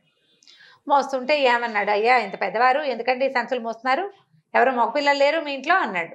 ఎక్కడైనా మగపిల్లలు, ఎప్పుడో మా కొడుకు పోయాడు, నాకున్నదల్లా ఒక కోడలు మనవరాలు, ఆడాళ్ళు ఏమొస్తారని నేనే సామాన్లకి సంతలకి వాటికి వస్తాను, బళ్ళు గిళ్ళు ఏమి లేవు నాయన, ఏదో ఇల్లు వాకిలి ఉన్నాయి కానీ అన్నాడు. అనగానే అబ్బాయి ఇతను ఏమన్నాడు, పాపన్న ఆ సంచి నాకు ఇవ్వండి, మీ ఇంటి దాకా తెచ్చి పెడతాను అని చెప్పేసి, ఇతను మంచి బలశాలి కదా, ఆ మూట ఎత్తి భుజానేసుకున్నాడు. ఆయన సరే కొంచెం కుర్రాడు బాగున్నాడు, ఏదో మాట మంతి ఆడుతూ ఇంటి దాకా తీసుకుపోయాడు. సరే కొంచెం చీకటి పడ్డ కాస్త వెలుగుండగానే ఇంటికి వెళ్ళారు. సరే లోపల నుంచి మంచినీళ్ళు తీసుకొచ్చారు, ఇచ్చారు. సరే వేరే ఊరు వెళ్ళాలి, ఇంకో ఊరు వెళ్ళాలి, అక్కడి నుంచి ప్రయాణం చేయాలి కదా, కొత్త ఊళ్ళు చూడాలి అతను. అనేసరికల్లా ఆయనే అన్నాడు, బాబు ఈ రాత్రికి ఉండి అన్నం తిని పడుకోబోయి రేపు పొద్దునే వెళ్తూ కానీ, అక్కడేం వలసిన పని లేకపోతే అక్కడేం పని పాట ఏముంది, తిరగడానికే కదా, దేశాటనే కదా చేయబోతోంది, ఇక్కడే అన్నం తిని పడుకోమన్నాడు. పడుకోమనేసరికల్లా సరే ఇతను ఏం చేశాడు, వాళ్ళ ఇంట్లో అన్నం తిన్నాడు, వాకిట్లో అరుగు మీద పై పంచపరుచుకొని పడుకున్నాడు. అప్పటి రోజుల్లో లైఫ్స్ ఇంత సింపుల్గా ఉండేవి. అయితే ఒక అర్ధరాత్రి వేళ ఒక 3 గంటలు అవుతుంది, తెల్లవారి 3ంటికి ఏమిటో ఏడుపులు వినపడినాయి ఇతనికి. ఎవరో ఏడుస్తున్నారు, ఏమిటో మాట్లాడుకుంటున్నారు రణగొండ ధ్వనిగా. లేచి వెళ్ళి చూస్తే ఎక్కడ ఇది, వాకిట్లు కొంచెం నడవ వాకిల్లాగా ఉంది, ఓ ఇల్లు, ఇంటికి అరుగుంది, వెనకాల పెరట్లోంచి మాటలు వినపడుతున్నాయి. అర్ధరాత్రి 3ంటికి పెరట్లో ఏం మాటలు వినపడాలి? ఈయన వెనక్కి వెళ్ళాడు. ఒక పెద్ద నడివయసు ఆవిడ, ఓ పిల్ల, ఇద్దరు ఏదో మాట్లాడుకుంటున్నారు, నూతులోకి దిగాలని చూస్తున్నారు వాళ్ళు ఇద్దరు.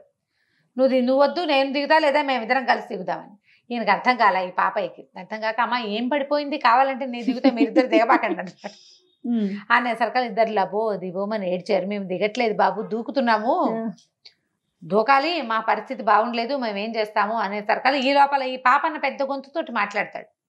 లోపల ముసలాయనకి వినపడింది.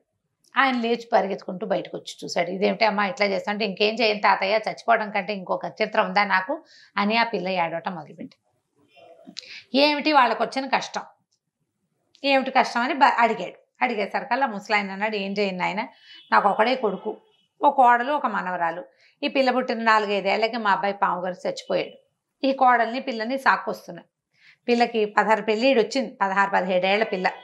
పిల్ల 10వ ఏట వ్యక్తురాలు అవుతుంది. ఇంకా జాతకం చూపిద్దామని జాతకం చూపిస్తే మా పిల్ల నష్టజాతకురాలని, దానికి పెళ్ళవంగానే భర్త చనిపోతాడు, విధవ యోగం ఉందని, వైధవ్యం ఉంది అని జాతకంలో చెప్పారు. ఏ పెళ్లి సంబంధం వాడొచ్చినా అది కనపడుతోంది. మా ఊరు పురోహితుడు ఆ మాట ప్రచారంలోకి వచ్చేసింది. పురోహితుడు చెప్పేశాడు. దాంతో పెళ్లి సంబంధాలు లేవు. సరే పెళ్లి చేస్తే వైధవ్యం వస్తుంది కాబట్టి ఎందుకు వచ్చిందిలే అని ఆ పెళ్లి సరే ఏనాటికైతే ఆనాటికి వస్తుంది, మనంతటా మనం ప్రయత్నం చేద్దని పిల్ల వ్యక్తురాలు అయింది. ఇంకా ఇంట్లోనే ఉంచుకున్నాం. అయితే ఈ రాజుగారు ఒక ఇది వేయించారు, టముకు.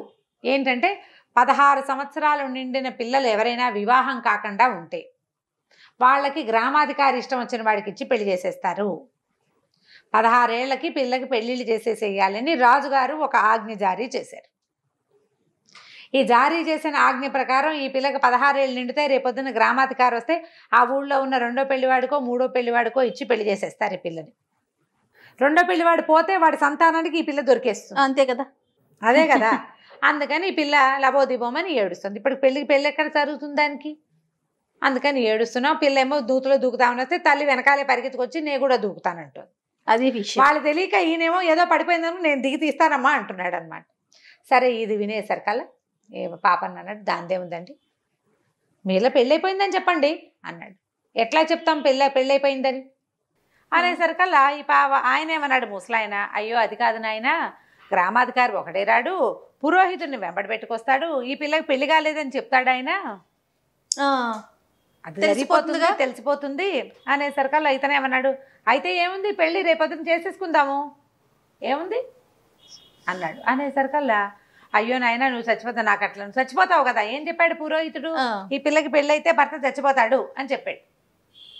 నీకెందుకు వచ్చింది నాయన ఈ కష్టం అంటే, ఏం పర్వాలేదండి, పరోపకారార్థం ఇదే శరీరం అన్నారు మా గురువు గారు, ఏమవుతుంది వివాహం చేసుకుందాము, నేనే పెళ్లి కొడుకుని చూపిస్తారు, ఎలాగూ నువ్వు నా దారి నేను పోతా, మీ పిల్లని మీరు ఉంచుకోండి అన్నాడు. అనేసరికల్లా సరే ఆయన తాతగారు తల్లి సంతోషించారు, వీడెవడో మంచివాడు దొరికాడు, పోనీ పిల్లకి పెళ్ళయిందన్న పేరైనా ఉంటుంది. సరే తెల్లవారేసరికల్లా పురోహితుడిని కేకేశారు, మా పిల్లకి పెళ్లి కుదిరింది, ఫలానా పాపన్న ఒక కుర్రాడు మా ఇంట్లోనే ఉన్నాడు, పెళ్లి చేయొద్దు కానీ రమ్మన్నారు. అనేసరికల్లా సరే చుట్టాల పక్కాలంతా చేరారు. మధ్యాహ్నానికల్లా గ్రామాధికారి కూడా వచ్చాడు, పెళ్లి చేసుకుంటున్నారు కదా ఇంకేముంది, సరే ఊరుకున్నాడు. సరే చుట్టుపక్కల ఊళ్ళో ఉన్న వాళ్ళంతా వచ్చారు, గబగబా పందిరేశారు. అప్పుడున్న కంసాలి గబగబా నా దగ్గర చేసిన సూత్రాలు ఉన్నాయి పట్టుకొస్తానన్నాడు. నేచర్ల పద్మశాలీలు ఉంటారు, వాళ్ళు 2 పట్టు చీరలు పట్టుకొచ్చి ఇచ్చారు, అన్నీ అమిరిపోయినాయి. మధ్యాహ్నానికి పెళ్ళి. అయితే ఏమైంది, పురోహితుడికి ఏం భయపట్టుకుంది, ఈ కుర్రాడెవడో పెళ్లి కొప్పుకున్నాడు, వీడు ఏమీ కాకుండా చూడడానికేమో పిడిరాయల్లే ఉన్నాడు, గుండు పిక్కలే, రేపొద్దున వీడికి ఏమీ కాకపోతే నా జ్యోతిష్యం ఊళ్ళో ఎవరైనా నమ్ముతారా?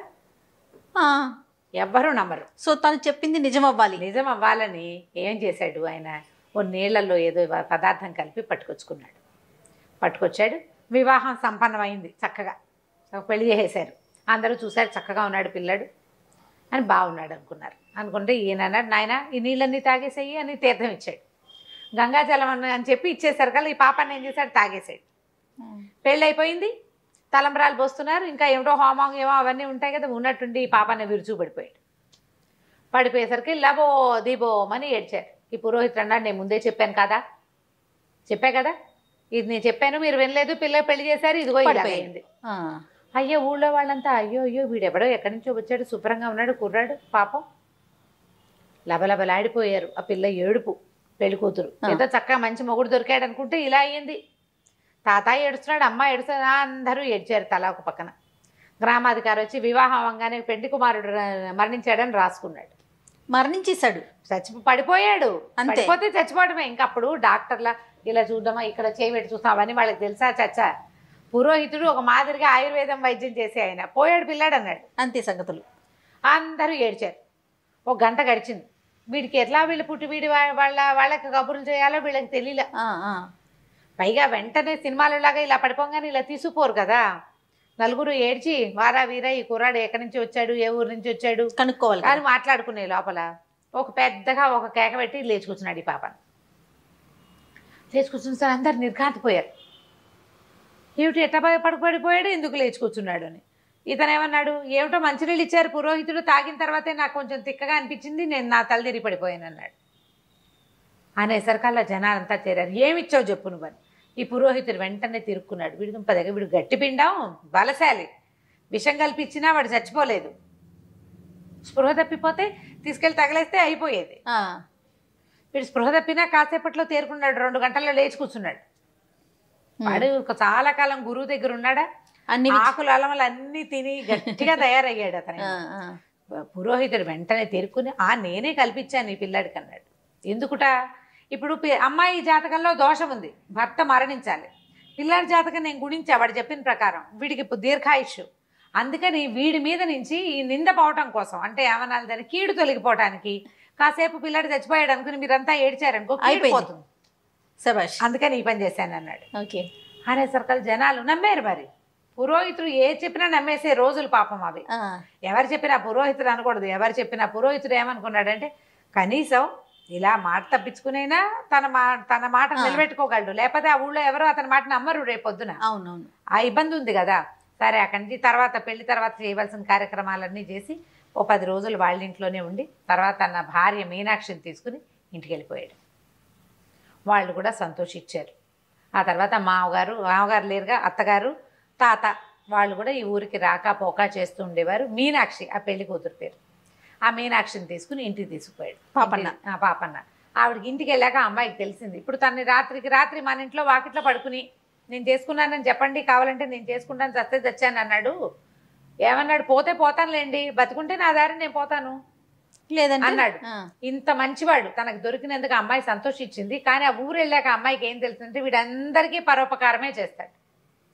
కానీ వాడి ఆ పరోపకార బుద్ధి తన జీవితాన్ని నిలబెట్టింది, సంతోషించింది, తనకి లైఫ్ ఇచ్చింది కదా అదే. అందుకని అక్కడి నుంచి ఆయన ఏ పరోపకారం చేసినా అమ్మాయి కాదనేది కాదు. సరిపోయింది. ఏమని చేసినా సరే, ఎవరి దగ్గరికి వెళ్ళినా ఎవరికి ఏమైనా ఇచ్చినా పోనీ పరోపకారార్థం ఇతని శరీరం అని ఆయన మొదలెట్టిన శ్లోకం ఇవిడు పూర్తి చేసేది. అట్లా వాళ్ళిద్దరు ఇలసాటు లేని జంటలాగా హాయిగా చాలా కాలం పాటు ఉన్నారు. పాపన్న చదువు పేరుతోటి ఈ చిన్న సిరీస్. ఓకే, ఈయన పెళ్ళైపోయింది కదా, తర్వాత పాపన్న పెద్దవాడైపోయాక ఉండే కథలు, మళ్ళీ పరోపకారి పాపన్న కథలు పేరుతోటి ఇంకొక సిరీస్ వస్తుంది. ఇక్కడికి పరోపకారి పాపన్న చదువు సిరీస్ పూర్తయిపోయింది. ఓకే, మళ్ళీ తర్వాత ఆయన ఎట్లాంటివి చేశాడు అవి మళ్ళీ పెరిగినాక కూడా ఇదే తంతారమ్మ గారు. అతని పద్ధతి అది, హెల్ప్ చేస్తాడు అంతే. విచిత్రంగా ఇట్లా సొంతం చూసుకోకుండా చేసేవాళ్ళు ఎదురు దెబ్బ తిన్నా దాన్ని దెబ్బగా భావించరండి. భగవంతుడు కూడా వాళ్ళకి సరిగ్గా టర్న్ చేస్తాడు, వాళ్ళ మీదకి వచ్చిన విషయాన్ని కూడా సరి చేసేస్తాడు. అవునవును, ప్రకృతి చేస్తుంది చూడు ఆ పని. కనిపిస్తారంటారా రమ్మగారు ఈ కాలంలో మనకి? ఉన్నారంటారా? ఉన్నారు. తను మాలిన ధర్మం మొదలు చెడ్డ బేరం అని ముందే మానేస్తాం, చాలా మంది మానేస్తారు. కానీ ఇప్పటికీ హెల్ప్ చేసేవాళ్ళు, ఇతరుల కష్ట నష్టాలని పట్టించుకునేవాళ్ళు వాళ్ళు లేకపోతే ఈ భూమి ఇలా ఉండేది కాదు, ఆకాశం పైన ఉండేది కాదు. ఉంటారు ఖచ్చితంగా. ఆకాశానికి పందిరి గుంజలు అవి లేకపోతే ప్రపంచం ఇట్లా నడవదు. ఎవరో ఒకళ్ళు ఇప్పుడు అందరికీ పరోపకారం కాకుండా కొందరికి చేసే వాళ్ళు ఉన్నా చాలుగా. ఒక విషయానికి చేసినా చాలు, అప్పట్లాగా కాకుండా. అప్పట్లాగా ఇప్పుడు ఈయన అన్నిటికీ పిడికి బియ్యానికి ఒకే మంత్రం కింద అన్నిటికీ పరోపకారం అయ్యింది. అవునవును. కొన్ని విషయాల్లో నేను నా ఉద్యోగం నేను చేసుకుంటాను, నా పని నేను చేసుకుంటాను, నా పనిలో ఇంకోటి భాగస్వామ్యం ఇవ్వను, కానీ నేను రోజుకో 100 రూపాయలు దానం చేస్తా అంటే కూడా పరోపకారమే. అలాంటి వాళ్ళు ఉన్నారు కాబట్టి ఇంకా భూమి నడుస్తోంది. అవునమ్మ, మొన్న కూడా మనం చూసాం చూడండి ఈ సిచ్యువేషన్ లో ఎంతంత హెల్ప్లు చేశారు జయ. అసలు తనను మించి చేసిన వాళ్ళు చాలా మంది. రోజు అన్నం వండి పెట్టిన వాళ్ళు, దారిపోతున్న వాళ్ళకి ప్రతిరోజు బాక్సులు కట్టించి ఇచ్చిన వాళ్ళు, ఎక్కడెక్కడెక్కడి నుంచో డబ్బులు తెప్పించి అవును దానం చేసిన వాళ్ళు. అవును, ఈ దారిలో వీళ్ళకి ఆ డబ్బు అవసరం కాబట్టి వాళ్ళ దారిలోనే ప్రజలు నడిచెళ్తుంటే వాళ్ళకి డబ్బులు పంపించిన వాళ్ళు. పాత ఫ్రెండ్షిప్ని ఇంతకుముందు మనకి ఎప్పుడో సహాయం చేసిన ఆటో డ్రైవర్లకి సహాయం ఏం చేస్తారు ఆటో డ్రైవర్లు? అవును, వాళ్ళు మనతో ప్రయాణం చేస్తారు, వాళ్ళకి డబ్బులు ఇచ్చిన వాళ్ళు కూడా మనం ఎంతమందిని చూసాం. మరి వాళ్ళంతా ఉన్నారు కాబట్టి ఇవాళ రోజు ఇలా ఉంది. ఖచ్చితంగా రమ్మగారు. కానీ ఈ లక్షణాన్ని అలవర్చుకోవటం ఎంతకైనా సరే అంటే పూర్తిగా మీరు అన్నట్లు పాపన్నలాగా చేయలేకపోయినా మనకి తోచినంత మనం చేసుకుంటూ మనం చేయగలిగినంత సహాయం మనకి ఇబ్బంది లేనంత మటుకు చేసినా కూడా మంచిదే. అంతే. నమస్తే రమ్మగారు. నమస్తే.